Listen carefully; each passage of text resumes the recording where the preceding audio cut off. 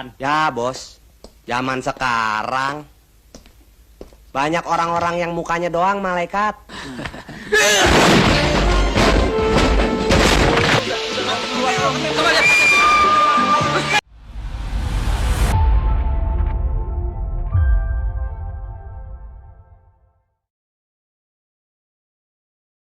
Film dimulai dengan menampilkan suasana kota Jakarta tempo dulu, yang dimana masih asri dan jarang ada kemacetan.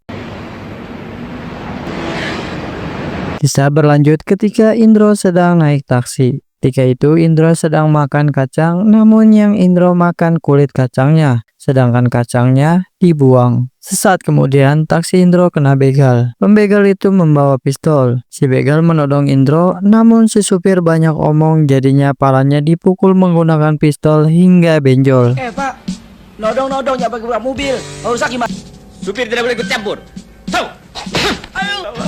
Aduh, cukup, Pak. Dan ketika ingin mengambil dompet Indro, si begal itu melihat Indro membawa senjata yang lebih canggih darinya. Dan si begal itu pun langsung down dan diborgol di atas mobil lalu dibawa ke Komdak.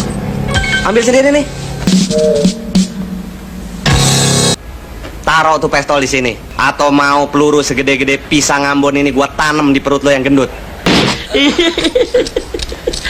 Kisah berlanjut saat Dono sedang naik bemo. Dan di situ ada pencopet serta ibu-ibu yang membawa emas sangat banyak. Karena tergiur melihat emas ibu, tukang copet pun langsung merampas emasnya. Dono pun mengejar copet tersebut. Ternyata si copet sudah bekerja sama dengan para supir bemo di tempat itu. Jadinya Dono dihalang-halangi untuk mengejarnya. Sesaat kemudian Dono pun jatuh dan kaki serta tangannya terlindas oleh bemo hingga remuk. Sini. Kau berani tak boleh. Ayat, tidak kau berdua. Cepat lagi dua. Cepat, ayo.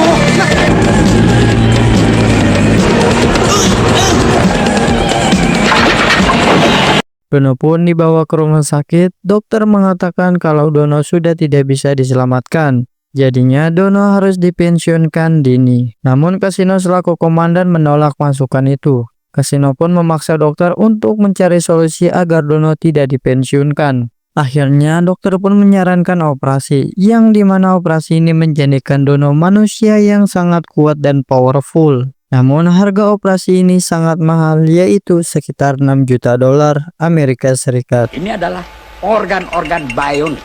Ini kekuatan yang berlipat ganda.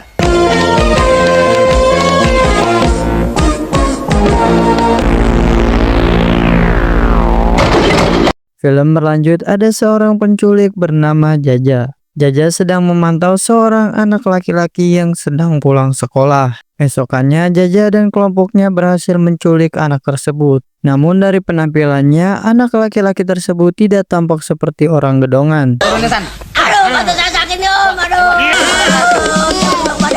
Enak om.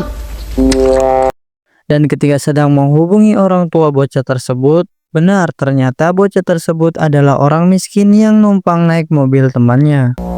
Mana mungkin anak hilang babe nggak berasa. Dia bilang di rumahnya ada 16 anak lain yang setengah mati dia kasih makannya. Kisah dilanjut di kantor $6 million.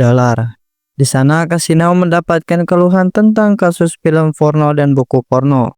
Dan Dorman serta Indro yang harus menyelesaikan tugas itu. Dorman harus mencari buku porno dan Indro harus mencari film porno. Ketika sudah mendapatkan buku dan film porno, Dorman terlebih dahulu membuka buku tersebut. Namun ketika dibuka hanya kertas kosong biasa. Sudah sepantasnya toh aku dapat bintang jasa. Buku porno dari mana ini? Bos kan bisa lihat sendiri.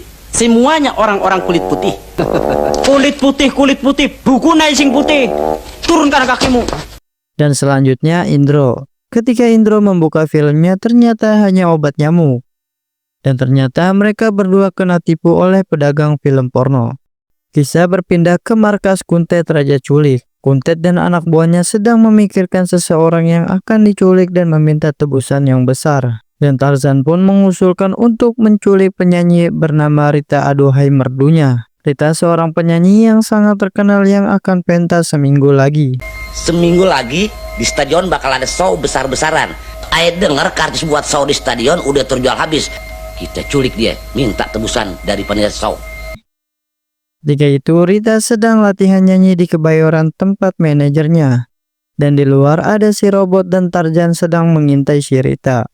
Ketika si Rita sedang menuju pulang, mobilnya langsung dicegat oleh robot dan Tarzan. Ketika Rita ingin kabur, mobil belakangnya diangkat sama si robot dan mobil si Rita pun dibikin rusak sama si robot. Hingga Rita pun diculik.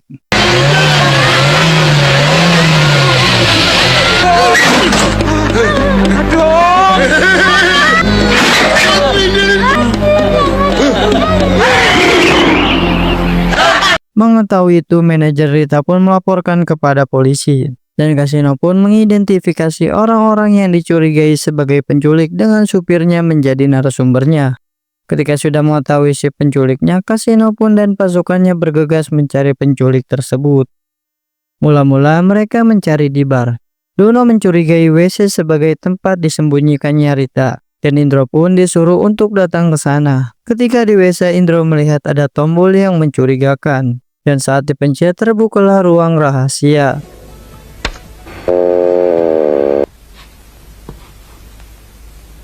Mayan.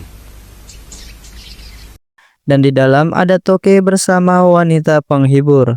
Toke pun takut kalau ia dilaporkan oleh istrinya. Toke pun mencoba menyokok Indro, namun Jaja datang dan menghajar Indro. Nanti. Mampus lu. Karena Indro tak kunjung datang, Dono pun menyuruh Dorman untuk mengecek. Saat Dorman ke sana, ia melihat Indro yang sudah dilempar ke bak mandi. Dan Dorman pun tak luput dilempar juga ke atas plafon. Dan Dono pun datang sebagai pahlawan, ia menghajar semuanya termaksud si robot juga.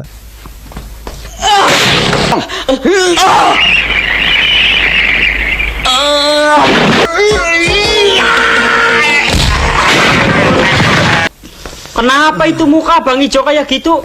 Habis berantem sama Samson. Saat di rumah, manajer Rita pun mendapat telepon dari si Kuntet.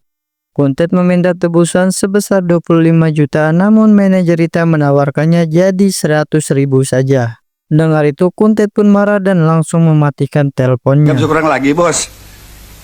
Kalau cepet ceng gimana? Ada 25 juta, si Rita gua anterin pulang.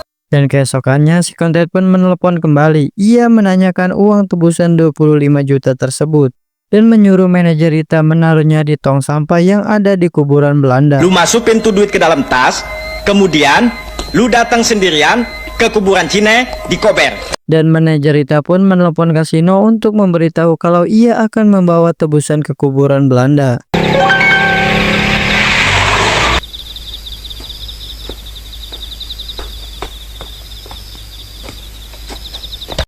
Dan di belakang kuburan Belanda ada Jaja dan Tarzan yang sudah menunggu.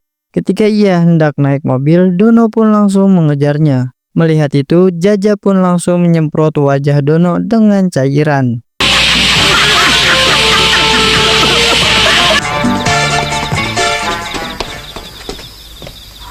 Keesokannya mereka berempat meminta bantuan kepada Tuyul, bocah yang waktu itu diculik namun dikembalikan lagi karena ayahnya nggak mau nebus. Mereka meminta Tuyul untuk menunjukkan markas Raja Culik menyekap para sandranya. Akhirnya mereka semua sampai di tempat Kuntet si Raja Culik menyekap para sandra. Ketemu lagi. Ini namanya konten. Akhirnya baku tembak pun tak terhindari.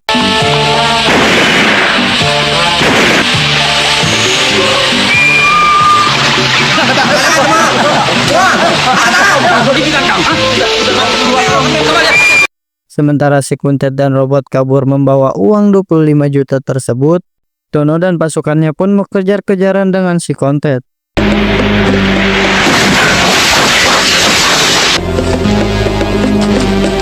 Gua tunggu di Kuntet pun pergi dulu meninggalkan mobil, sementara si robot ditinggalin dan diborgol di pohon. Sementara si Kuntet lari ke tambak ikan, karena merasa buntu si Kuntet akhirnya meloncat ke tambak dan kebetulan jatuh tepat di jaring ikan. Dan si Kuntet pun langsung diangkat dan ditangkap. Di akhir film, akhirnya Rita dan Dono serta geng bisa bernyanyi bersama di panggung. Dan film $6 Million pun tamat.